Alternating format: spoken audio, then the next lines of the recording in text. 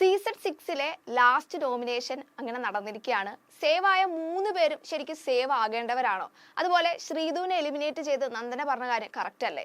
സിജോ ലക്കിന് പുറത്തല്ലേ ഈ എലിമിനേഷനിൽ നിന്നും സേവ് ആയത്?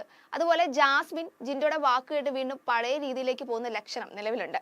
പിന്നെ ഇവർ തമ്മിലുള്ള എടാപോടാ ബന്ധം ജിൻഡോ അവസാനിപ്പിച്ചിട്ടുമുണ്ട്. അപ്പോൾ ഇത്രയും സംഭവങ്ങൾ എന്തൊക്കെയാണെന്ന് നമുക്ക് ഡീറ്റെയിൽ ആയിട്ട് നോക്കാം. ആദ്യം തന്നെ ജാസ്മിൻ ആയിട്ടുള്ള പ്രശ്നം നോക്കാം. രാവിലെ തന്നെ ഒരു കാര്യമില്ലാതെയാണ് ജിൻഡോയായി കിച്ചണിൽ ജാസ്മിൻ വഴക്കുണ്ടാക്കിയത്. അതുകൊണ്ടാണ് ഞാൻ പറഞ്ഞത് ജാസ്മിൻ പഴയ സ്വഭാവത്തിലേക്ക് തിരിച്ചെത്തിയോ എന്നൊക്കെ. സ്റ്റാർട്ടിങ്ങിൽ നമുക്കറിയാം, ഒന്ന് പറഞ്ഞാൽ രണ്ടാമത്തേതിന് വഴക്കുണ്ടാക്കുന്ന ഒരു സ്വഭാവമായിരുന്നു ജാസ്മിൻ ഉണ്ടായിരുന്നത്. പിന്നെ ഗബ്രി എവിക്റ്റ് ആയതിനു ശേഷമാണ് ഈ ഒരു രീതി കുറഞ്ഞത് തന്നെ. ഈ പ്രശ്നം എന്താണെന്ന് വെച്ച് കഴിഞ്ഞാൽ, രാവിലെ ശ്രീധുവും അർജുനും കൂടി കിച്ചണിൽ തലേ ദിവസം ഉണ്ടായിരുന്ന ഫുഡ് ചൂടാക്കുന്നുണ്ട്. ഈ ഒരു ടൈമിലാണ് ജിൻഡോ കിച്ചണിലേക്ക് വരുന്നത്. അപ്പോൾ സ്വാഭാവികമായിട്ടും ഇവർ രണ്ടുപേരും കൂടി ഫുഡ് ചൂടാക്കുന്നതാണ് കാണുന്നത്. അപ്പോൾ എന്ത് ചെയ്തു, ജിൻഡോയുടെ കാര്യം നോക്കി തിരിച്ചുപോയി. ഇത് ജാസ്മിൻ കണ്ടു. ജാസ്മിന് ഈ ഒരു സംഭവം അങ്ങോട്ട് പിടിച്ചില്ല. ഇതിന്റെ പേരിലാണ് പിന്നീട് അവിടെ പ്രശ്നം ഉണ്ടാക്കുന്നത്. അതായത് ജിൻഡോ എന്താണ് ഫുഡ് ചൂടാക്കാഞ്ഞത്, കിച്ചൺ ടീമിലുള്ള ആളല്ലേ ഇത് ശ്രദ്ധിക്കേണ്ടത്, അവരല്ലല്ലോ ചെയ്യേണ്ടത്, അതുപോലെ ചായ ഉണ്ടാക്കിയിട്ടില്ല, ഫുഡ് ഉണ്ടാക്കിയിട്ടില്ല, അങ്ങനെ ഫുൾ പ്രശ്നമായിരുന്നു. ഒരു മനഃപൂർവ്വം പ്രശ്നം ക്രിയേറ്റ് ചെയ്ത പോലെയാണ് എനിക്ക് ഫീൽ ചെയ്തത്. കാരണം ഫുഡ് ആര് ചൂടാക്കിയാലും അതിലൊരു പ്രശ്നം ഉണ്ടാക്കേണ്ട ആവശ്യമില്ല. കാരണം കഴിക്കേണ്ടതാണ്, ആര് ചൂടാക്കിയാലും കഴിക്കാം. ഈ ജിൻഡോ തന്നെ ചെയ്യണം എന്ന് പറഞ്ഞ ഒരു നിർബന്ധത്തിന്റെ ആവശ്യമുണ്ടെന്ന് എനിക്ക് തോന്നിയില്ല. അതിന്റെ ഇടയിൽ ജിൻഡോ ആരാണ് എന്താണ് അങ്ങനെ നമുക്കൊരു ഇറിറ്റേഷൻ ഫീൽ ചെയ്യുന്ന രീതിയിലാണ് ജാസ്മിൻ മൊത്തത്തിൽ സംസാരിച്ചിരുന്നത്. ഇതിന്റെ ഇടയിൽ ജിൻഡോ കൺട്രോൾ പോയിട്ട് ജാസ്മിനോട് എണീച്ച് പോടി എന്നൊരു ഡയലോഗ് പറയുന്നുണ്ട്. അത് ജാസ്മിൻ ഇഷ്ടപ്പെടുന്നില്ല. എടി എന്നൊന്നും വിളിക്കണ്ട, ജിൻഡോ ആണെങ്കിൽ പോടാ എന്നൊന്നും വിളിക്കുന്നില്ല പറയുന്നുണ്ട്. പിന്നെ ഇതിന്റെ പേരിലായി ഫുള്ള് പ്രശ്നം. ഈ പറയുന്ന ജാസ്മിൻ കുറച്ച് മുൻപ് വരെ, അതായത് ഈ ഒരു പ്രശ്നം പറയുന്നത് വരെയും ജിൻഡോനെ ജിൻഡോ എന്നൊന്നുമല്ല തേങ്ങ മാങ്ങ എന്നൊക്കെയാണ് വിളിച്ചിരുന്നത്. ഈ ജിൻഡോ തിരിച്ച് എടി എന്ന് വിളിച്ചതാണ് പ്രശ്നമായത്. ലാസ്റ്റ് അവർ സംസാരിച്ച് എടി പോടാ ബന്ധം അതോടുകൂടി അവസാനിപ്പിക്കുന്നുണ്ട്. അടുത്തത് എലിമിനേഷൻ ആണ്. സീസൺ 6-ലെ ലാസ്റ്റ് എലിമിനേഷൻ. മത്സരാർത്ഥികൾക്ക് നോമിനേറ്റ് ചെയ്യാനുള്ള ലാസ്റ്റ് ചാൻസ് ആണ് ഇതോടുകൂടി. ഇനിയുള്ള ആഴ്ച എന്ന് പറയുന്നത് ഡയറക്റ്റ് നോമിനേഷൻ ആണ്. ആരൊക്കെ ഉണ്ടോ അവരൊക്കെ ഡയറക്റ്റ് നോമിനേഷനിലേക്ക് വരും. ഇത്തവണ ക്യാപ്റ്റൻ നോമിനേഷൻ ഫ്രീ ആയിരുന്നില്ല. സാധാരണ നമുക്കറിയാം ക്യാപ്റ്റൻ ആയി കഴിഞ്ഞാൽ നോമിനേഷൻ ഫ്രീ ആവും. ഒരുപക്ഷെ ലാസ്റ്റ് സ്റ്റേജിലേക്ക് കടന്നുകൊണ്ട് തന്നെ ആയിരിക്കണം ആ ഒരു നോമിനേഷൻ ഫ്രീ ടാഗ് സിജോയ്ക്ക് കിട്ടിയിരുന്നില്ല. അങ്ങനെ എവിക്ഷൻ നടക്കുന്നുണ്ട്. 10 പേരിൽ 7 പേരാണ് ഇത്തവണ എലിമിനേഷനിൽ വരുന്നത്. ജാസ്മിൻ, നോറ, അഭിഷേക്, ഋഷി, നന്ദന, ശ്രീധു. ഇതിൽ തന്നെ വന്നവരൊക്കെ നോമിനേറ്റ് ചെയ്ത് പറഞ്ഞ റീസണുകൾ വളരെ കറക്റ്റ് ആണെന്ന് എനിക്ക് തോന്നി. ആദ്യം തന്നെ സായിന് എടുക്കാം. ഫുൾ ടൈം വീട്ടിൽ പോകണം എന്നാണ് പറഞ്ഞുകൊണ്ടിരിക്കുന്നത്. അതായത് ബാക്ക് പെയിൻ കാരണം എപ്പോഴും പുറത്തു പോകണം എന്ന് പറഞ്ഞുകൊണ്ടിരിക്കാറുണ്ട്. അതുപോലെ പണപ്പെട്ടി ടാസ്ക് വന്നാൽ പണപ്പെട്ടി എടുത്തു പോകും. അതുപോലെ 2 ആഴ്ച അടുപ്പിച്ച് എവിക്ഷനിൽ ഉണ്ടായിരുന്നില്ല. ഇതൊക്കെ കൊണ്ടാണ് സായിനെ ഭൂരിഭാഗം നോമിനേറ്റ് ചെയ്യുന്നത്. അതുപോലെ നോറയുടെ കാര്യത്തിലായാലും ഒരു സ്റ്റാൻഡ് ഇല്ലാത്ത ഒരാളാണ്. ഒരു കാര്യത്തിലും വ്യക്തതയില്ല, ഫൈനലിലേക്ക് എത്താൻ യോഗ്യതയില്ല എന്തായിരുന്നു റീസൺ. ഇനി നന്ദനയാണെങ്കിലോ ഇമ്മച്വേർഡ് എന്ന ഒറ്റ റീസണിന് പുറത്താണ് എലിമിനേഷനിൽ വരുന്നത്. ശ്രീധു ആണെങ്കിൽ കോംബോ ബേസ്, അർജുൻ ആണെങ്കിലോ എവിക്റ്റ് ആകുമോ എന്ന പേടി, ജാസ്മിൻ ആണെങ്കിൽ റോങ് വേയിലൂടെ സഞ്ചരിക്കുന്നു, ലാസ്റ്റ് വന്ന ഋഷി ആണെങ്കിലും ഡിപ്പെൻഡബിൾ ആയിരുന്നു. ഇതൊക്കെയായിരുന്നു റീസൺ ആയിരുന്നു പറഞ്ഞത്. പേഴ്സണലി പറയുകയാണെങ്കിൽ ഈ പറഞ്ഞ റീസണുകളൊക്കെ ജെനുവിൻ ആയിട്ടുള്ള കാര്യം എന്നാണ് എനിക്ക് തോന്നിയത്. കാരണം ആരും മനഃപൂർവ്വം എലിമിനേറ്റ് ആകണം എന്ന് കരുതി എലിമിനേറ്റ് ആക്കിയതുപോലെ എനിക്ക് തോന്നിയിരുന്നില്ല. നമുക്കറിയാം ഈ പറഞ്ഞ സംഭവങ്ങളൊക്കെ തന്നെയാണ് ഈ പറഞ്ഞ ആൾക്കാരെ ബേസ് ചെയ്തിട്ട് നിലവിലുള്ളത്. മുൻപൊക്കെ എന്ന് പറഞ്ഞു കഴിഞ്ഞാൽ അവർ പോട്ടെ ഇവർ പോട്ടെ, അല്ലെങ്കിൽ എനിക്ക് ഇഷ്ടമല്ല, നമ്മൾ പേഴ്സണലി റിലേറ്റ് ചെയ്തിട്ടാണ് ഭൂരിഭാഗം ആൾക്കാരും എലിമിനേറ്റ് ചെയ്തിരുന്നത്. പക്ഷെ ഇപ്പോൾ അങ്ങനെയല്ല. ലാസ്റ്റ് ടൈം ആയപ്പോഴേക്കും ഓരോരുത്തരെ കറക്റ്റ് കാര്യങ്ങൾ മനസ്സിലാക്കിയിട്ടാണ് എലിമിനേറ്റ് ചെയ്തത്. എലിമിനേഷനിൽ പിന്നാലെ സത്യം പറഞ്ഞാൽ ജിൻഡോ ഫുൾ ഹാപ്പി ആയിരുന്നു. കാരണം ജിൻഡോ എപ്പോഴും നോമിനേഷനിൽ വരാറുണ്ട്. ഇത്തവണ നോമിനേഷനിൽ ഉണ്ടായിരുന്നില്ല, നോമിനേഷൻ ഫ്രീ ആയിരുന്നു. ഒരാളെങ്കിലും ജിൻഡോനെ നോമിനേറ്റ് ചെയ്യാത്ത എലിമിനേഷൻ ഉണ്ടായിട്ടില്ല എന്നൊക്കെ ജിൻഡോ പറയുന്നുണ്ട്. അതുകൊണ്ട് തന്നെ ഭയങ്കര ഹാപ്പി ആയിരുന്നു. ഈ ക്യാമറയുടെ മുന്നിൽ വന്നിട്ട് ഭയങ്കര സന്തോഷമൊക്കെ ആയിരുന്നു. ഒരാൾ ഹാപ്പി ആണെങ്കിൽ മറുഭാഗത്ത് ഫുൾ സാഡ്, അതായിരുന്നു അവസ്ഥ. ആരുമല്ല, ശ്രീധു ആയിരുന്നു. എലിമിനേഷനിൽ വന്നതല്ല പ്രശ്നം, എലിമിനേഷനിൽ വന്ന റീസൺ ആണ് ശ്രീധുവിനെ എഫക്ട് ചെയ്തത്. അതായത് കോംബോ ഡ്രാമ എന്നൊരു സംഭവം ശരിക്കും ശ്രീധുവിനെ എഫക്ട് ചെയ്തു. അതായത് നന്ദനയാണ് ഈ ഒരു നോമിനേറ്റ് ചെയ്യുമ്പോൾ കോംബോ എന്നൊരു സ്റ്റേറ്റ്മെന്റ് പറയുന്നത്. പ്രേക്ഷകരെ തെറ്റിദ്ധരിപ്പിക്കുകയാണ്, കോംബോ കളിച്ചിട്ട് അതിന്റെ ബേസിലാണ് ശ്രീധു ഇതുവരെ നിന്നത് എന്നൊക്കെ നന്ദന പറഞ്ഞിരുന്നു.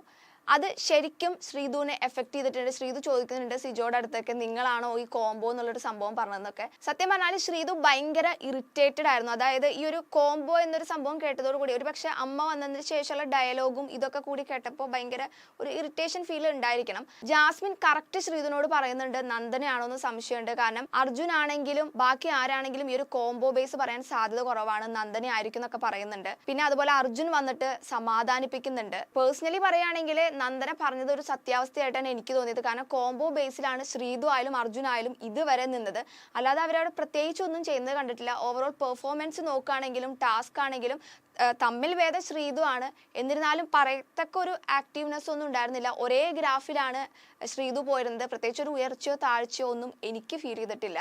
അപ്പോൾ ഇങ്ങനെയൊക്കെയാണ് നോമിനേഷൻ നടന്നത്. 7 പേരുണ്ട്. 2 ആൾ എന്തായാലും ഈ ആഴ്ച എവിക്റ്റ് ആകുമെന്ന് ഉറപ്പാണ്. അതുപോലെ പുതിയ ക്യാപ്റ്റൻ സിജോ ചാർജ് എടുക്കുന്നുണ്ട്. നമുക്കറിയാം സിജോ ആദ്യമായിട്ടാണ് ക്യാപ്റ്റൻ ആവുന്നത്. ഇത്രയും ദിവസം ഉണ്ടായിട്ട് സിജോ ക്യാപ്റ്റൻ ആയിട്ടുണ്ടായിരുന്നില്ല. അതിൻ്റെ ഇടയിൽ പകുതിക്ക് പോയിരുന്നു, പിന്നെ വീണ്ടും റീ എൻട്രി നടത്തി.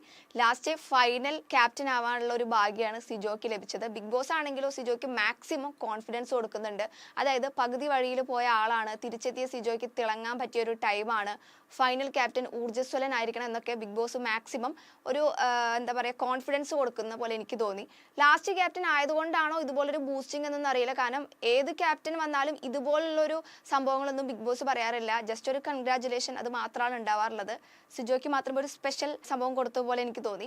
എന്തായാലും ഫൈനൽ ക്യാപ്റ്റൻ എന്തൊക്കെയാണ് ഇനി നടപ്പിലാക്കാൻ പോകുന്നത് എന്നൊന്നും അറിയില്ല. സിജോയുടെ പുതിയ പരിഷ്കാരങ്ങൾ കാണേണ്ടി വരുമോ അതോ പഴയ പോലെ തന്നെ ആയിരിക്കും എന്നൊക്കെ വരും ദിവസങ്ങളിലെ കണ്ടറിയാൻ പറ്റുള്ളൂ. ഇനി ബിഗ് ബോസ് സീസൺ 6ലേക്ക് വന്ന ആ ഗസ്റ്റുകളെ കുറിച്ചാണ്. വേറെ ആരുമല്ല, മുൻ മത്സരാർത്ഥികളായ സാഗറും ജുനൈസും അതുപോലെ നടൻ ജോജു ജോർജും നടി അഭയുമാണ്. ഇവരെ ചാലഞ്ചർ ആയിട്ടോ ഗസ്റ്റ് ആയിട്ടോ ഒന്നും അല്ല വന്നത്, ഫിലിം പ്രൊമോഷന്റെ ഭാഗമായിട്ടാണ് വരുന്നത്. അതായത് ജോജുവിന്റെ സംവിധാനത്തിൽ ഒരുങ്ങുന്ന പണി എന്ന ചിത്രത്തിന്റെ പ്രൊമോഷന്റെ ബേസിലാണ് ഇവരെ ബിഗ് ബോസ് വീട്ടിലേക്ക് വന്നത്. അതിലെ ജുനൈസും സാഗറും പ്രധാന കഥാപാത്രങ്ങളാവുന്നുണ്ട്. ഈ ടീമാണ് ബിഗ് ബോസ് വീട്ടിലേക്ക് എത്തിയത്. അവിടെ വെച്ചിട്ടാണ് ഈ ഒരു ഫിലിമിന്റെ ഫസ്റ്റ് ലുക്ക് പോസ്റ്റർ റിലീസ് ചെയ്യുന്നത്. നമുക്കറിയാം ദിലീപിന്റെ പവി കെയർ ടേക്കർ സിനിമയുമായി ബന്ധപ്പെട്ട പ്രൊമോഷനിൽ എത്തിയതുപോലെ തന്നെയാണ് ഇവരും എത്തിയത്. ഒരു പ്രസ് മീറ്റ് രീതിയിലാണ് അന്ന് പരിപാടി നടന്നിരുന്നെങ്കിൽ ഇപ്രാവശ്യം അങ്ങനെ തന്നെയായിരുന്നു. ഒരു വെറൈറ്റി ഒന്നും ഉണ്ടായിരുന്നില്ല. ജസ്റ്റ് അവർ വരുന്നു, ഈ ഒരു പോസ്റ്റർ റിവീൽ ചെയ്യുന്നു, കോൺവെർസേഷൻ, ജസ്റ്റ് സിനിമയുമായി ബന്ധപ്പെട്ട കോൺവെർസേഷൻ അതാണ് നടന്നിരുന്നത്. ഇവർ ഒരുപാട് ക്വസ്റ്റ്യൻസ് ചോദിക്കുന്നുണ്ട്, അതിനൊക്കെ മറുപടി പറയുന്നുണ്ട്. ഇതിൽ തന്നെ ജോജു ജിൻഡോനെ കുറിച്ച് ഒരുപാട് സംസാരിക്കുന്നുണ്ട്. അതായത് ജിൻഡോ ഒരു സെലിബ്രിറ്റി ട്രെയിനറാണ്. അതുകൊണ്ട് തന്നെ ഒരുപാട് ഫിലിം സ്റ്റാർസിനെ ട്രെയിൻ ചെയ്തിട്ടുണ്ട്. നമുക്കറിയാം ജിൻഡോയ്ക്ക് ഒരുപാട് കണക്ഷനും ഉണ്ട്. അതിൽ ജോജു ഉണ്ടായിരുന്നു. ജോജു വന്ന ഉടനെ തന്നെ ജിൻഡോനെ കുറിച്ചാണ് സംസാരിക്കുന്നത്. അവർ തമ്മിലുള്ള കുറെ ഓർമ്മകൾ, ജിൻഡോ സിനിമയിൽ അഭിനയിക്കാൻ ചാൻസ് ചോദിച്ചത്, ഇതൊക്കെ സംസാരിക്കുന്നുണ്ട്. ജിൻഡോയ്ക്കാണെങ്കിൽ ഇതൊക്കെ പറയുമ്പോൾ ഭയങ്കര ഹാപ്പി ആയിരുന്നു. ചില ആൾക്കാർക്ക് ഉണ്ടാവും ഈ ഒരു ചാൻസ് ചോദിച്ചു എന്നൊക്കെ പറയുമ്പോൾ കേൾക്കുമ്പോൾ ഒരു ബുദ്ധിമുട്ട് ഉണ്ടാവാറുണ്ട്. ജിൻഡോയ്ക്ക് ആ പ്രശ്നമൊന്നുമില്ല, ഭയങ്കര കൂളായിട്ട് ഞാൻ ചോദിച്ചിരുന്നു, അങ്ങനെ ഭയങ്കര ഹാപ്പി ആയിട്ടാണ് ഇരുന്നത്. പേഴ്സണലി പറയുകയാണെങ്കിൽ ഈ ബിഗ് ബോസ് വീട്ടിലേക്ക് ഇവർ എത്തുന്നു എന്ന് അറിഞ്ഞപ്പോൾ ഒരുപാട് എക്സ്പെക്ട് ചെയ്തിരുന്നു. പ്രത്യേകിച്ച് ജുനൈസും സാഗറും, ഇവർ രണ്ടുപേരും ഉള്ളതാണ് അതിൻ്റെ ഒരു റീസൺ എന്ന് പറയുന്നത്. കാരണം സീസൺ 5 എന്റർടൈനിങ് ആയ 2 മത്സരാർത്ഥികളായിരുന്നു ഈ ജുനൈസും സാഗറും. സ്റ്റാർട്ടിങ്ങിൽ അത്ര ആക്റ്റീവ് അല്ലാതിരുന്ന രണ്ടാളും അവസാനത്തേക്ക് അടിപൊളി ഗെയിമാണ് കളിച്ചത്. പ്രത്യേകിച്ച് ജുനൈസ്, അതായത് കോമഡിയിലൂടെ പറയാനുള്ള കാര്യങ്ങളൊക്കെ പറയും. ഈ ഒരു ശൈലിയാണ് ആൾക്കുള്ളത്. രണ്ടുപേരും തമ്മിൽ നല്ലൊരു കോംബോ തന്നെ വീടിനുള്ളിൽ ക്രിയേറ്റ് ചെയ്തിരുന്നു. ആ നിലയ്ക്ക് ഇരുവരും ചേർന്ന് ഈ ഒരു മത്സരാർത്ഥികൾക്ക് പ്രാങ്കോ അല്ലെങ്കിൽ ടാസ്കോ നൽകുമെന്നൊക്കെ പ്രതീക്ഷിച്ചിരുന്നു. പക്ഷെ അങ്ങനെയൊന്നും സംഭവിച്ചില്ല. ജസ്റ്റ് ഒരു ഫിലിം പ്രൊമോഷൻ, അല്ലെങ്കിൽ പക്ക ഒരു ഫിലിം പ്രൊമോഷൻ, അത് മാത്രമാണ് സംഭവിച്ചത്. വന്നു, കണ്ടു, സംസാരിച്ചു, തിരിച്ചുപോയി, അത്രയാണ് ഉണ്ടായത്. അപ്പോൾ എപ്പിസോഡിലെ മെയിൻ സംഭവം എന്താണെന്ന് ചോദിച്ചു കഴിഞ്ഞാൽ എവിക്ഷൻ തന്നെയായിരുന്നു. 10 പേരിൽ 3 പേര് മാത്രമാണ് സേഫ് ആയിട്ടുള്ളത്. ബാക്കിയുള്ള 7 പേരും നോമിനേഷനിലുണ്ട്. ഇതിൽ നിന്ന് 2 പേര് എവിക്റ്റ് ആവും. ഓവറോൾ പെർഫോമൻസിന്റെ ബേസിൽ ഇന്നയാൾ പോകുന്നൊന്നും നമുക്ക് പറയാൻ പറ്റില്ല. കാരണം ഈയിടെയായിട്ട് ഒട്ടും പ്രതീക്ഷിക്കാത്ത ആൾക്കാരാണ് എവിക്റ്റ് ആയി പോയത്. വോട്ടിന്റെ ബേസിലായതുകൊണ്ട് തന്നെ നമുക്ക് ഒന്നും പറയാൻ പറ്റില്ല. അടുത്ത ആഴ്ച മുതൽ എല്ലാവരും ഡയറക്റ്റ് നോമിനേഷനിൽ വരും.